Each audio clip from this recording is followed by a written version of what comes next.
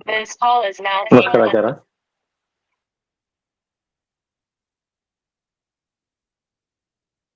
ಆಚಾರ್ಯ ಹರಿ ಶ್ರೀನಿವಾಸ.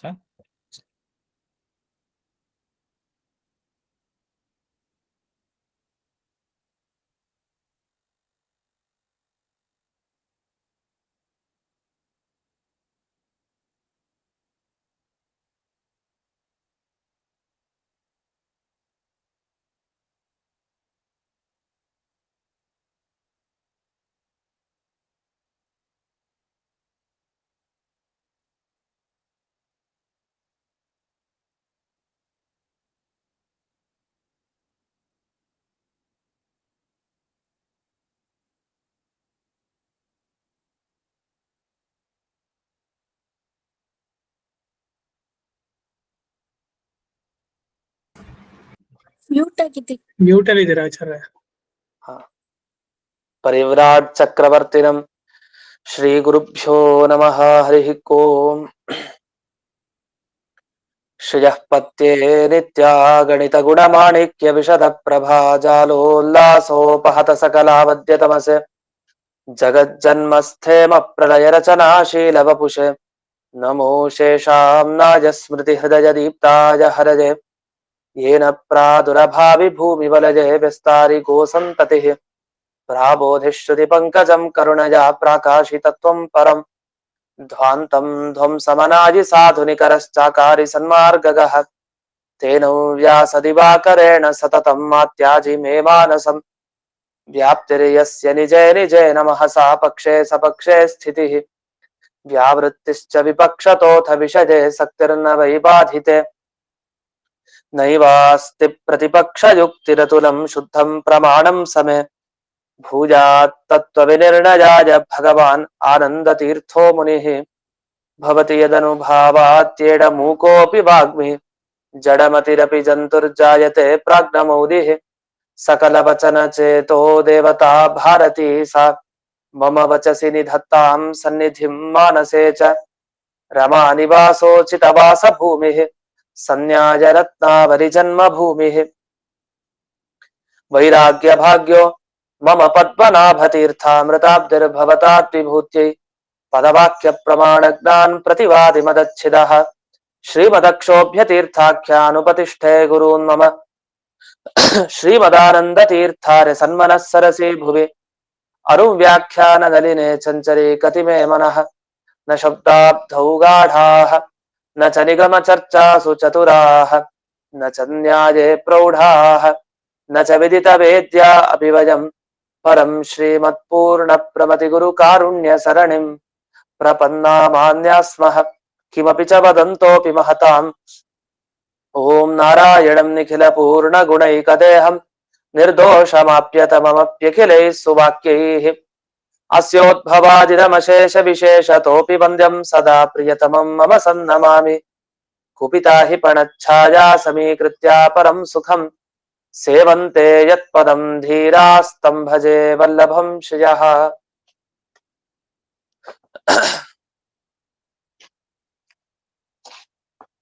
ಈಗ 88ನೆಯ ಸುಧಾಮೂಲ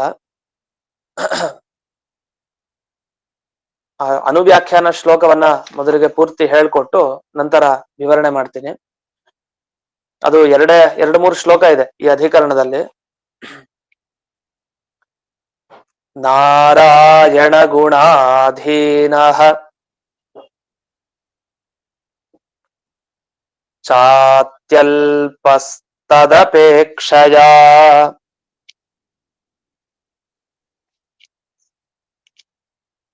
ತಸ್ಮಾತ್ ಭಿನ್ನಶ್ಚ ಸತತಂ ಅನ್ಯತ್ ಜ್ಞಾನಂ ಪರಸ್ಯ ಚ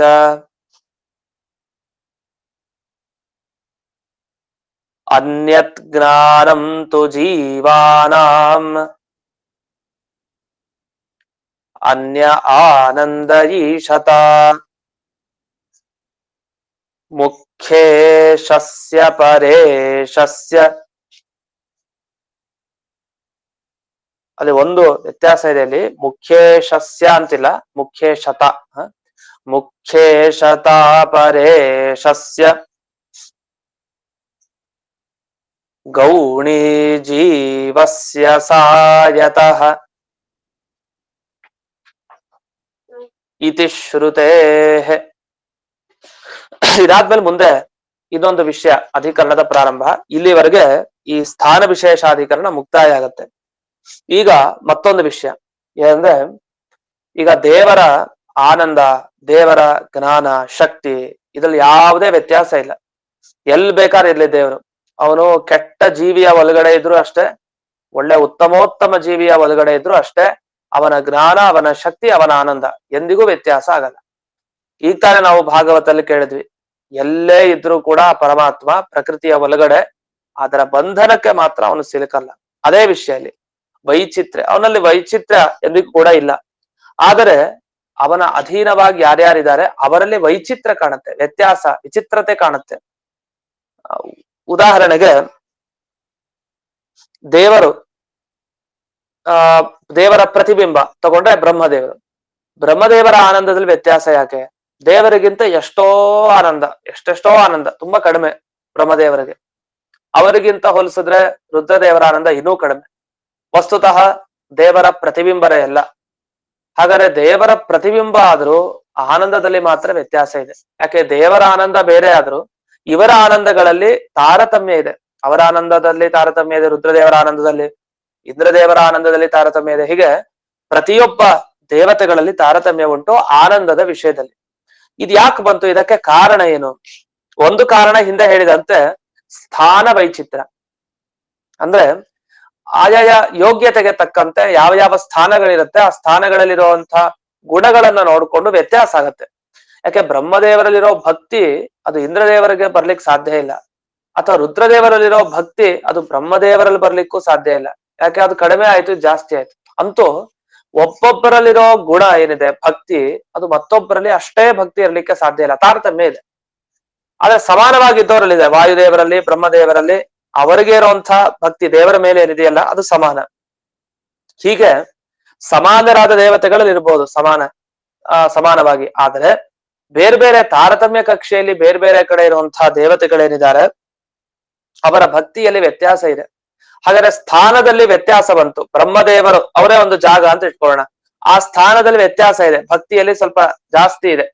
ಇನ್ನು ಲಕ್ಷ್ಮೀ ದೇವಿ ತಗೊಂಡ್ರೆ ಅಲ್ಲಿ ಭಕ್ತಿಯಲ್ಲಿ ಇನ್ನೂ ಜಾಸ್ತಿ. ಇನ್ನು ರುದ್ರದೇವರು ತಗೊಂಡ್ರೆ ಕಡಿಮೆ. ಈ ಸ್ಥಾನ ಅಂದ್ರೆ ವಾಯುದೇವರ ಸ್ಥಾನ, ಬ್ರಹ್ಮದೇವರ ಸ್ಥಾನ, ಇವರೆಲ್ಲ ಸ್ಥಾನ ಏನಿದೆ ಇವರೇ ಸ್ಥಾನ ಅಂತ ಇಟ್ಕೊಂಡ್ರೆ ಆಗ ಆ ಸ್ಥಾನದಲ್ಲಿ ಗುಣಗಳ ವ್ಯತ್ಯಾಸ ಇದೆ. ಹೇಗೆ? ನೀರು ಒಂದು ಜಾಗ, ಮತ್ತೆ ಸೂರ್ಯಕಾಂತ ಮಣಿಯು ಒಂದು ಜಾಗ. ಯಾವುದಕ್ಕೆ ಜಾಗ ಇದು? ಆ ಪ್ರತಿಬಿಂಬ ಮೂಡೋದಕ್ಕೆ, ಸೂರ್ಯನ ಪ್ರತಿಬಿಂಬ ಮೂಡೋದಕ್ಕೆ ಜಾಗ, ಸ್ಥಾನ, ಸ್ಥಳ ಯಾವುದು? ನೀರು ಹಾಗೂ ಸೂರ್ಯಕಾಂತ ಮಣಿ. ಸೂರ್ಯಕಾಂತ ಮಣಿಯಲ್ಲಿ ಸೂರ್ಯನ ಪ್ರತಿಬಿಂಬ ಬಿದ್ದಾಗ ಬೆಂಕಿ ಹುಟ್ಟತ್ತೆ, ಅದೇ ನೀರಿನಲ್ಲಿ ಬಿದ್ದಾಗ ಬೆಂಕಿ ಹುಟ್ಟಲಿಲ್ಲ. ಯಾಕೆ ಅಂತ ಪ್ರಶ್ನೆಗೆ ಸ್ಥಾನ ವೈಚಿತ್ರ್ಯ, ಸ್ಥಾನದಲ್ಲಿರೋ ಗುಣ, ಅದು ನೀರಿನ ಯೋಗ್ಯತೆ ಹಾಗೆ, ಇಲ್ಲಿ ಸೂರ್ಯಕಾಂತ ಮಣಿಯ ಯೋಗ್ಯತೆ ಹಾಗೆ, ಅದಕ್ಕೋಸ್ಕರ ಅಂತ ಉತ್ತರ ಕೊಟ್ವಿ. ಅದೇ ತರ ದೇವರ ಆನಂದ ಅದೇ, ಆದ್ರೆ ಬ್ರಹ್ಮದೇವರ ಆನಂದ, ರುದ್ರದೇವರ ಆನಂದ ವ್ಯತ್ಯಾಸ ಯಾಕೆ? ಬ್ರಹ್ಮದೇವರ ಗುಣ ಬೇರೆ, ಭಕ್ತಿ ಬೇರೆ ಅವರದ್ದು, ರುದ್ರದೇವರು ಮಾಡೋ ಭಕ್ತಿ ಬೇರೆ. ಹೀಗೆ ಸ್ಥಾನ ಗುಣ ವೈಚಿತ್ರ್ಯ, ಸ್ಥಾನದಲ್ಲಿರೋ ಗುಣಗಳ ವ್ಯತ್ಯಾಸ, ಭಕ್ತಿಯಲ್ಲಿರೋ ವ್ಯತ್ಯಾಸದಿಂದ ಅವರಲ್ಲಿರೋ ಆನಂದದಲ್ಲೂ ವ್ಯತ್ಯಾಸ ಇದೆ ಅಂತ ಇದು ಒಂದು ಕಾರಣ. ಮತ್ತೊಂದು ಬಿಂಬ ಶಕ್ತ್ಯಾಚ ವಿಚಿತ್ರ ಇತ್ಯರ್ಥ.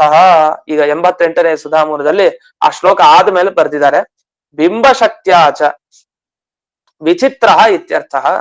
ನೋಡಿ, ಒಂದ್ ಕಡೆ ಕಾರ್ಯ ಆಗಬೇಕು ಅಂದ್ರೆ, ಬೆಂಕಿ ಹುಟ್ಟಬೇಕು ಅಂದ್ರೆ ಬರೀ ಸೂರ್ಯಕಾಂತಮಣಿಯ ಯೋಗ್ಯತೆ ಅಷ್ಟೇ ಅಲ್ಲ ಕಾರಣ.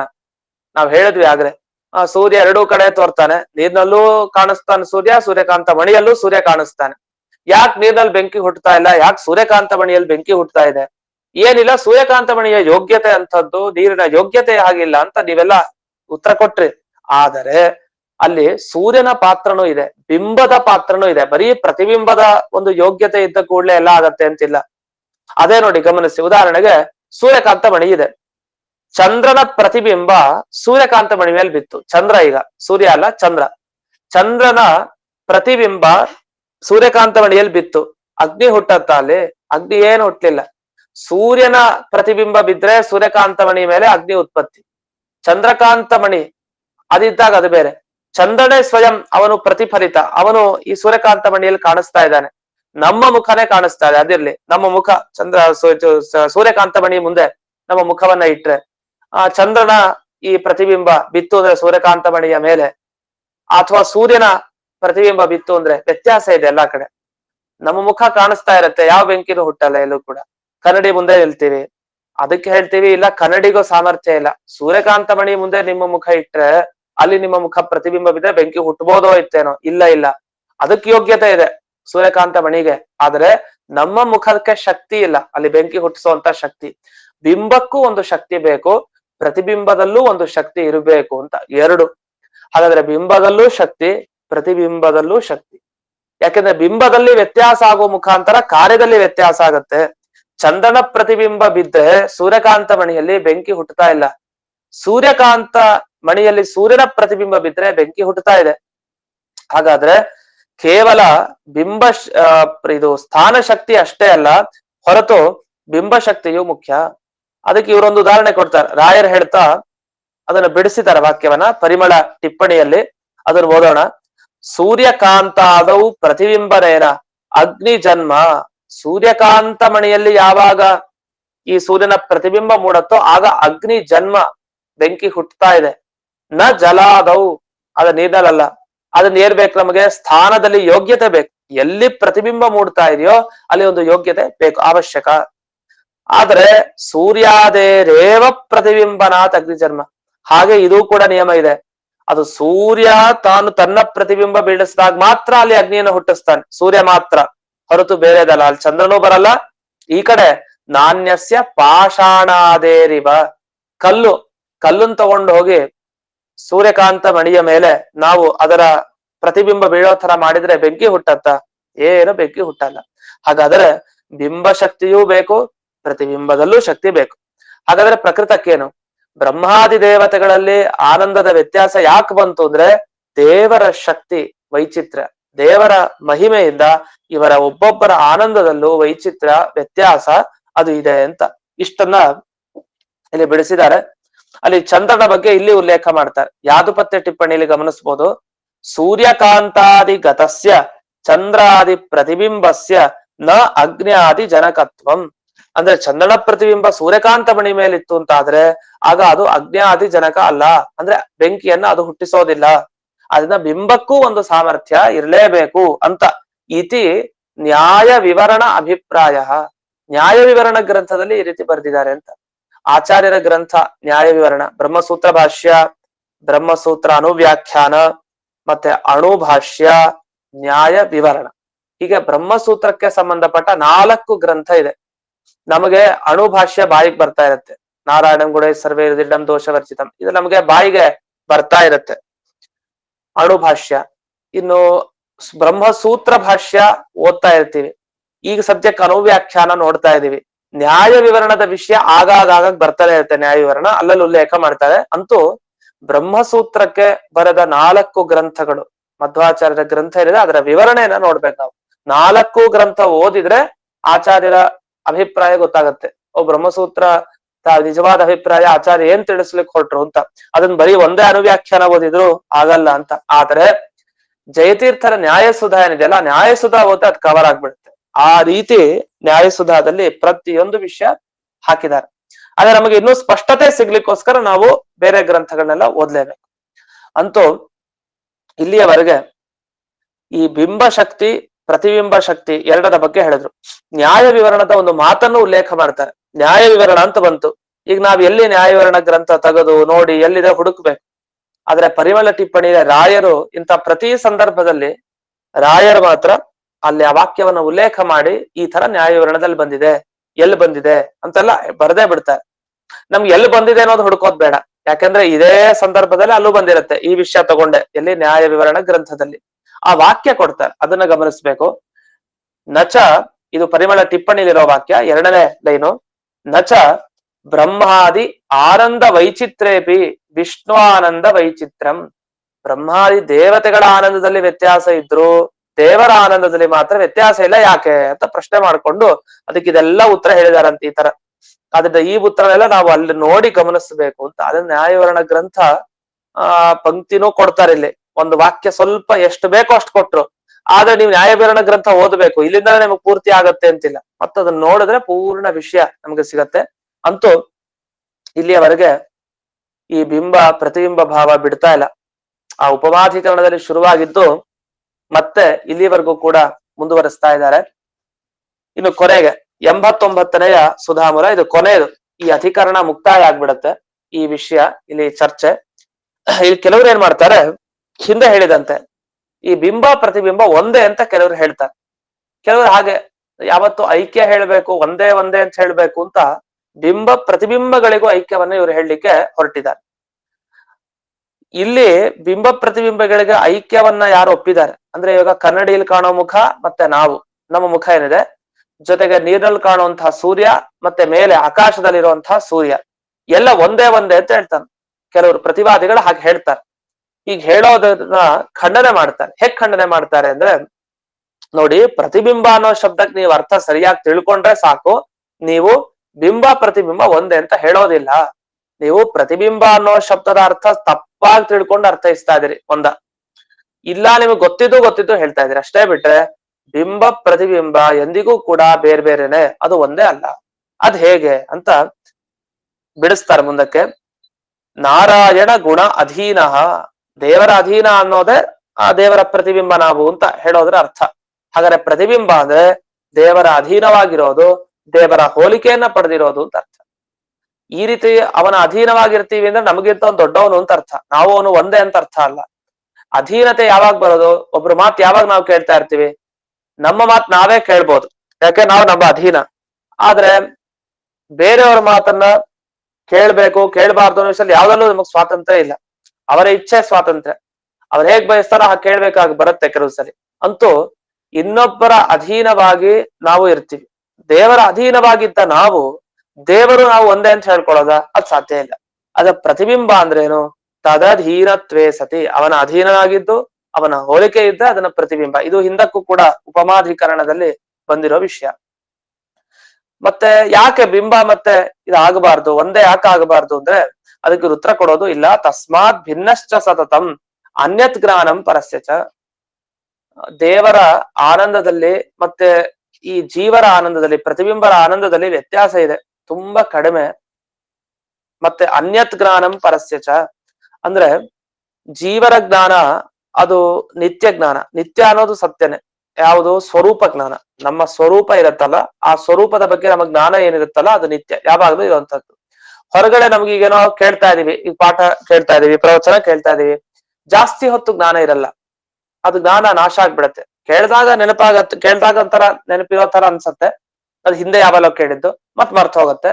ಅಥವಾ ಇಲ್ಲಿ ಮೊದಲನೇ ಸಲ ಕೇಳ್ಮೇಲೆ ಸಂಸ್ಕಾರವಾಗಿ ಇರುತ್ತೆ, ಉಳ್ಕೊಂಡಿರುತ್ತೆ, ಮರ್ತ ಹೋಗ್ಬಿಡತ್ತೆ, ನೆನಪಿರಲ್ಲ. ಇಂಥ ಜ್ಞಾನ ಪಡೆದಿರೋ ನಾವು ಆ ಭಗವಂತನ ಪ್ರತಿಬಿಂಬನೇ ನಿಜ. ನಾವ್ ಅವನೇ ಹೇಗಾಗ್ಲಿಕ್ಕೆ ಸಾಧ್ಯ? ದೇವರು ಅಂದ್ರೆ ಅವನಿಗೆ ಯಾವುದೇ ಮರೆಯೋದಾಗ್ಲಿ ಬೇರೆ ಆಗ್ಲಿ ಯಾವುದೇ ನ್ಯೂನತೆ ಇಲ್ಲ ಅವನಲ್ಲಿ. ಆದ್ರಿಂದ ನಾವು ಆ ಭಗವಂತನಿಗೆ ಹೋಲಿಸ್ಕೊಂಡ್ರೆ ಜ್ಞಾನವನ್ನು ಸಂಪಾದನೆ ಮಾಡಿರೋದು ಕಡಿಮೆ, ತುಂಬಾ ಅಲ್ಪ. ಜೊತೆಗೆ ಅವನಲ್ಲಿರೋ ಆನಂದ ಬೇರೆ, ನಮ್ಮಲ್ಲಿರೋ ಆನಂದ ಬೇರೆ, ಅವನಿಗಿಂತ ನಾವೇ ಬೇರೆ ಅಂದ್ಮೇಲೆ ಅವನಲ್ಲಿರೋ ಆನಂದ ನಮ್ಮಲ್ಲಿರೋ ಆನಂದ ಒಂದೇ ಅಂತ ಹೇಳಿಕ್ ಸಾಧ್ಯನಾ? ಇಲ್ಲ. ಯಾಕದು ನಿಮ್ಗೆ ಯಾಕೆ ಕಡಿಮೆ ಅದು ಅಂದ್ರೆ, ವೇದವಾಕ್ಯ ಹೇಳ್ತಾ ಇದೆ, ನಾವು ಸುಮ್ನೆ ಹೇಳ್ತಾ ಇರೋದಲ್ಲ ಅಂತ ಮುಂದೆ ವೇದವಾಕ್ಯವನ್ನ ಉದಾಹರಿಸ್ತಾರೆ. ಅನ್ಯತ್ ಜ್ಞಾನಂತು ಜೀವಾನ, ಜೀವರಿಗಿರೋ ಜ್ಞಾನನೇ ಬೇರೆ, ದೇವರಲ್ಲಿರೋ ಜ್ಞಾನವೇ ಬೇರೆ. ಆನಂದ ಈಶತ, ಹಾಗೆ ಜೀವರಿಗಿರೋ ಈಶತ್ವ, ನಾವು ಈಶ್ವರರೇ. ನಾವೇಂದ್ರೆ ನಮ್ಮ ದೇಹ ನಾವು ಹೇಳೋ ರೀತಿಯಲ್ಲಿ ಕೇಳ್ಕೊಂಡಿರತ್ತೆ ಅಂತ ನಮ್ಗೆಲ್ಲ ಗೊತ್ತಿದೆ. ಈಗ ದೇಹ ಹೇಗಿದೆಯೋ ಆ ರೀತಿ ನಾವು ಕೇಳ್ಕೊಂಡಿದೀವಿ ಅಂತ. ಸ್ವಾತಂತ್ರ್ಯ ಇಲ್ಲ ನಮಗೆ, ವಸ್ತುತಃ ತುಂಬಾ ಕಡಿಮೆ. ಆರೋಗ್ಯ ಕೆಟ್ಟ ಹೋಗಿದೆ, ದೇಹ ಆಚೆ ಈಚೆ ಆಗಿದೆ, ದೇಹ ಹೇಳ್ದಂಗೆ ಕೇಳ್ತಾ ಇರ್ಬೇಕು ಹೊರತು ನಾವ್ ಹೇಳ್ದಂಗೆ ದೇಹ ಖಂಡಿತ ಕೇಳಲ್ಲ. ಆದರೆ ಜೀವರ ಆನಂದ, ಜೀವರ ಜ್ಞಾನ, ಜೀವರ ಈಶತ್ವ ಎಲ್ಲ ವ್ಯತ್ಯಾಸ ಇದೆ ಆ ದೇವರಿಗೆ ಹೋಲಿಸಿದ್ರೆ. ದೇವರ ಆನಂದ ಮತ್ತೆ ಅವನ ಸಾಮರ್ಥ್ಯ, ಅವನ ಜ್ಞಾನ ಎಲ್ಲವೂ ವ್ಯತ್ಯಾಸ. ಮುಖ್ಯ ಶತಾಪರೇಶಸ್ಯ, ಮುಖ್ಯ ಈಶತ್ವ, ಮುಖ್ಯ ಸ್ವಾಮಿ ಅವನೇ. ಅಂದ್ರೆ ಪ್ರಧಾನನಾಗಿರುವಂತಹ ರಾಜ, ರಾಜನ ಕೆಳಗಡೆ ಬೇಕಾದಷ್ಟು ಜನ ರಾಜರಿರ್ತಾರೆ, ಅದೇ ಪ್ರಧಾನ ರಾಜ ಅವನೇ ಮುಖ್ಯ. ಹಾಗೆ ಮುಖ್ಯ ಸ್ವಾಮಿತ್ವ ಅದು ದೇವರಿಗೆ ಮಾತ್ರ, ಅವನೊಬ್ಬನೇ ಸ್ವಾಮಿ. ಮಿಕ್ಕಿದ್ದವರು ಜೀವಸ್ಯ ಗೌಣಿ, ಅದು ಮುಖ್ಯ ಅಲ್ಲ ಜೀವನಿಗಿರೋ ಸ್ವಾತಂತ್ರ್ಯ. ಅವನ್ ಇನ್ನೊಬ್ಬರ ಮಾತನ್ನ ಕೇಳ್ಕೊಂಡೇ ತಾನು ಅಧಿಪತಿ. ಈಗ ಒಬ್ಬರ ತುಂಬಾ ಹೆಡ್, ಅವನೇ ತುಂಬಾ ಸಂಸ್ಥೆಗೆ ದೊಡ್ಡವನಾದ್ರು ಅವನು ಇನ್ನೊಬ್ಬನ್ ಕೇಳೋ ಪರಿಸ್ಥಿತಿಲಿ ಇದ್ರೆ ಅವನ್ ನಿಜವಾಗಿ ಈಶ್ವರ ಅಲ್ಲ. ಯಾಕೆ ಅವ್ನು ಇನ್ನೊಬ್ಬನ ಮಾತೇ ಕೇಳ್ಬೇಕಲ್ಲ. ಈ ಸಂಸ್ಥೆ ನಡೆಸ್ಬೇಕು ಅಂದ್ರೆ ಅವ್ನ್ ಮಾತು ಕೇಳಲೇಬೇಕು, ಇನ್ನೊಬ್ಬನ ಮಾತು. ಅವನೇ ಸ್ವತಂತ್ರವಾಗಿ ನಡೆಸ್ತಾನ, ಅದ್ ಬೇರೆ ವಿಷಯ. ಆದ್ರೆ ಸ್ವತಂತ್ರವಾಗಿ ನಡೆಸಿದ್ಮೇಲೆ ಅವನು ಮುಖ್ಯವಾಗಿ ಸ್ವಾಮಿ ಅಂದ್ರೆ ಆ ಸಂಸ್ಥೆಗೆ ಮಾತ್ರ ಅವನು ಸ್ವಾಮಿ. ಇನ್ನೊಂದು ಯಾವ್ದೋ ಸಂಸ್ಥೆಗೆ ಅವನು ಸ್ವಾಮಿ ಅಲ್ಲ. ಸ್ವಾಮಿ ಅಂದ್ರೆ ಅಧಿಕಾರತನ ಹೊಂದಿರೋನು ಅಂತ, ಆಧಿಪತ್ಯ ಇಲ್ಲ ಅಂತ ಅರ್ಥ. ಸ್ವಾಮಿ ಅನ್ನೋ ಶಬ್ದಕ್ಕೆ ಅಧಿಪತಿ, ಸ್ವಾಮಿ ಅಂತ ಇದೆ. ಸ್ವಾಮಿ ಅನ್ನೋ ಶಬ್ದವನ್ನ ಹೀಗೆ ವಿವರಿಸೋದಿದೆ, ಅಧಿಪತಿ ಅಂತ, ಈಶ್ವರ ಅಂತ ಅರ್ಥ. ಅಂತೂ ಈ ಶ್ರುತಿಯಿಂದ ಏನ್ ಗೊತ್ತಾಯ್ತು? ಜೀವರಿಗೂ ದೇವರಿಗೂ ಬಹಳಷ್ಟು ವ್ಯತ್ಯಾಸ ಇದೆ ಅಂತ ಗೊತ್ತಾಯ್ತು. ಸರಿ, ಇದರಿಂದ ಏನಾಯ್ತು ಈ ಅಧಿಕರಣದಿಂದ ಕೊನೆಗೆ ಅಂದ್ರೆ, ಯಾವತ್ತು ಈ ದೇವರ ಆನಂದದಲ್ಲಿ ತಾರತಮ್ಯ ಇಲ್ಲದೆ ಹೋದ್ರು ಈ ಜನರಲ್ಲಿ ಅಂದ್ರೆ ಈ ಮನುಷ್ಯರಲ್ಲಾಗ್ಬಹುದು, ಬ್ರಹ್ಮಾದಿ ದೇವತೆಗಳಲ್ಲಾಗ್ಬಹುದು, ಇವರೆಲ್ಲ ತಾರತಮ್ಯ ಉಂಟೇ ಉಂಟು. ಯಾಕೆ? ಬಿಂಬಶಕ್ತಿ ಪ್ರತಿಬಿಂಬ ಶಕ್ತಿ ಎರಡರ ವೈಚಿತ್ರ್ಯ ಕಾರಣ ಅಂತ ಇದಕ್ಕೆ ಇಲ್ಲಿವರೆಗೆ ಹೇಳಿ ಮುಕ್ತಾಯವನ್ನ ಮಾಡ್ತಾರೆ ಸ್ಥಾನ ವಿಶೇಷಾಧಿಕರಣ. ಮುಂದೆ ನಾವು ಪಾಲಕತ್ವಾಧಿಕರಣದ ಬಗ್ಗೆ ನೋಡ್ಲಿಕ್ಕಿದ್ದೇವೆ. ಪಾಲಕತ್ವ ಅಂದ್ರೆ ಏನು ಅಂತ. ಪಾಲಕತ್ವ ಅಂದ್ರೆ ಇಷ್ಟೇ, ಇನ್ನೇನಿಲ್ಲ. ಭಗವಂತ ಸೃಷ್ಟಿ ಮಾಡ್ತಾನೆ, ಅವನು ಜಗತ್ತನ್ನ ಸಂಹಾರ ಮಾಡ್ತಾನೆ.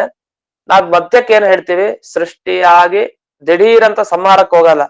ಈಗ ನಾವೊಂದ್ ಯಾರೋ ಒಬ್ಬ ಕುಂಬಾರ ಘಟ ಮಾಡ್ತಾನೆ, ಚೆನ್ನಾಗಿ ಮಡಿಕೆ ಮಾಡ್ದ, ಮಣ್ಣಿನಿಂದ ಮಡಿಕೆ ನಿರ್ಮಾಣ ಮಾಡ್ದ, ಧಡಾರ್ ಅಂತ ಅದು ಹೊಡೆದಾಕಿದ್ರೆ ಸೃಷ್ಟಿ ಮಾಡ್ತಾನೆ, ತಕ್ಷಣ ಹೊಡೆದಾಕ್ತಾನೆ, ಅವ್ನು ಮೂರ್ಖ ಅಂತಾರೆ. ಯಾಕೆ ಮತ್ ಸೃಷ್ಟಿ ಮಾಡ್ಬೇಕಾಗಿತ್ತು? ದೇವರು ಹಾಗೆ ಮಾಡಲ್ಲ. ಸೃಷ್ಟಿ ಮಾಡ್ತಾನೆ, ತಕ್ಷಣ ಸಂಹಾರ ಮಾಡಲ್ಲ, ಪ್ರಳಯ ಉಂಟು ಮಾಡಲ್ಲ. ಸುಮಾರು ವರ್ಷಗಳ ಕಾಲ, ಅದು ಏನು ಬ್ರಹ್ಮದೇವರ ವರ್ಷಮಾನ ಇಟ್ಕೊಂಡು ಸುಮಾರು ವರ್ಷಗಳ ಕಾಲ, ಅಷ್ಟು ವರ್ಷಗಳ ಕಾಲ ಜೀವರಿಗೆ ಸಾಧನೆ ಮಾಡ್ಲಿಕ್ಕೆ ಏನು ಬೇಕೋ ಅಷ್ಟು ಅವಕಾಶ ಕೊಡ್ತಾನೆ. ಸೃಷ್ಟಿ ಮಾಡಿದ್ಮೇಲೆ, ದೇಹ ಕೊಟ್ಟ ಮೇಲೆ, ಆಮೇಲೆ ಕೊನೆಗೆ ಸಂಹಾರ ಮಾಡ್ತಾನೆ. ಅಲ್ಲಿವರೆಗೆ ಸ್ಥಿತಿ ಪೋಷಣೆ ಮಾಡ್ಬೇಕಲ್ಲ, ಆ ಜೀವನ ನೋಡ್ಕೊಳ್ಳೋರು ಯಾರು ಅಂತ. ನೋಡ್ಕೊಳ್ಳೋರು ದೇವರು ಅಂತ ಒಪ್ಪಬೇಕಾಗಿಲ್ಲ ಅಂತ ಇಲ್ಲಿ ವಾದ. ಇಲ್ಲಿ ಮುಂದೆ ಬರುವಂತಹ ಅಧಿಕರಣದಲ್ಲಿ ಚರ್ಚೆ. ದೇವರು ಸೃಷ್ಟಿಯನ್ನು ಮಾಡ್ಲಿ ನಮ್ಮನ್ನ, ಅವನು ನಮ್ಮನ್ನ ಸಂಹಾರ ಮಾಡ್ಲಿ, ಆದ್ರೆ ಅವನ ಪಾಲಕ, ಅವನ್ ನಮ್ಮನ್ನ ಕಾಪಾಡ್ತಾನೆ, ಪಾಲನೆ ಮಾಡ್ತಾನೆ ಅನ್ನೋದನ್ನ ಒಪ್ಪೋದು ಬೇಡ ಅಂತ ಒಂದು ಪ್ರಶ್ನೆಯನ್ನ ಮುಂದಕ್ಕೆ ಇಡ್ತಾರೆ. ಆ ಪ್ರಶ್ನೆಗೆ ಬೇರೆ ಕಾರಣ ಇದೆ, ನಾವು ನೀವು ಮಾಡೋ ತರ ಪ್ರಶ್ನೆ ಅಲ್ಲ. ಅವ್ನ್ ಯಾಕೆ ನಮ್ಮನ್ನ ನೋಡ್ಕೊಳ್ಬೇಕು, ಅವನಿಗಿಂತ ಬೇರೆಯವ್ರು ನೋಡ್ಕೊಳ್ಳಿ ಅಂತ ಆ ಪ್ರಶ್ನೆಯಲ್ಲಿ ಮಾಡ್ತಾ ಇಲ್ಲ. ಸೃಷ್ಟಿ ಅವನ ಕೆಲಸ, ಸಂಹಾರ ಅವನ ಕೆಲಸ, ಪಾಲನೆ ಮಾಡ್ಲಿಕ್ಕೆ ಅವನ ಅವಶ್ಯಕತೆ ಇಲ್ಲ ಅಂತ, ತಾನಾಗೆ ಇರತ್ತೆ ಅಂತ ಈ ತರ ಒಂದು ಪೂರ್ವ ಪಕ್ಷ ಪ್ರಶ್ನೆಯನ್ನು ಮಾಡ್ಕೊಳ್ತಾರೆ. ಅದಕ್ಕೆ ಅದರ ವಿವರಣೆ, ಅದಕ್ಕೆ ಉತ್ತರ ಏನು ಮತ್ತೆ ಹೇಳ್ತಾರೆ ಅನ್ನೋದನ್ನ ಮತ್ತೆ ನಾಡಿದ್ದು, ನಾಳೆ ಇಲ್ಲ ನಾಡಿದ್ದು ನೋಡೋಣ ಅಂತ ಹೇಳ್ತಾ ಇಂದಿನ ಪಾಠವನ್ನ ಅಸ್ಮದ್ ಗುರುವಂತರ್ಗತ ವ್ಯಾಸತೀರ್ಥ ಗುರುವಂತರ್ಗತ ಭಾರತೀಯ ರಮಣ ಮುಖ್ಯ ಪ್ರಾಣಾಂತರ್ಗತ ಶ್ರೀವನ್ಮೂಲ ಗೋಪಾಲ ಕೃಷ್ಣನಿಗೆ ಅರ್ಪಣೆ ಮಾಡ್ತೇನೆ. ಶ್ರೀಕೃಷ್ಣಾರ್ಪಣ.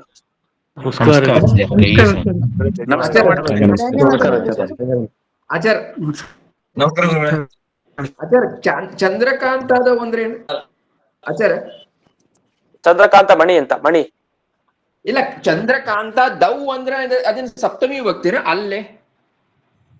ಹೌದು, ಆದಿ ಚಂದ್ರಕಾಂತ ಮಣಿ ಮುಂತಾದ ಅಂತ ಅರ್ಥ. ಇಲ್ಲ, ಮುಂತಾದ ಅಂದ್ರೆ ಚಂದ್ರಕಾಂತ ದೌ ಅಂದ್ರೆ ಏನು? ಇದು ದೌ ಅಲ್ಲ, ಚಂದ್ರಕಾಂತ ಆದೌ. ಆದವು ಅಂದ್ರೆ ಏನಾಗ್ತದೆ? ದೌ ಅಂದ್ರೆ ಆದವು ಅಂದ್ರೆ ಯಾವ ವಿಭಕ್ತಿ ಆಗ್ತದೆ ಅಂದ್ರೆ? ಹರೌ ಅಂತ ಹೇಳ್ತೀವಲ್ಲ, ಹರಿ ಶಬ್ದ ಹರೌ. ಹರೌಗತೆ ಹರೌ ಅಂದ್ರೆ ಯಾವ ವಿಭಕ್ತಿ? ಹರೌ ಹರೌ ಯಾವ ವಿಭಕ್ತಿ?